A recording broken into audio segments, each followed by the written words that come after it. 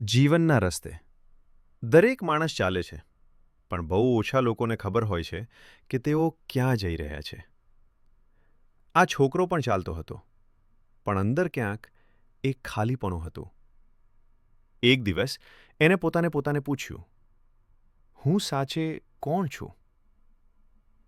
જવાબ બહાર ન મળ્યો, તો ગુસ્સો બહાર આવ્યો. દિવાલ પર, પણ હકીકતમાં એ પોતાને જ મારતો હતો. સંતે કહ્યું, દિવાલ તોડવાથી રસ્તો નથી બનતો, દ્રષ્ટિ બદલવાથી બને છે. ભીડ વચ્ચે બેઠો હોવા છતાં એ એકલો હતો, કારણ કે એ પોતાને ઓળખતો ન હતો. જ્યારે માણસ શાંત થાય છે, ત્યારે જીવન બોલવા લાગે છે. સમસ્યા દુનિયામાં નથી, સમસ્યા દ્રષ્ટિમાં છે. જ્યાં જવાબ નથી આપવામાં, પણ પ્રશ્ન જીવતા કરી દેવામાં આવે છે.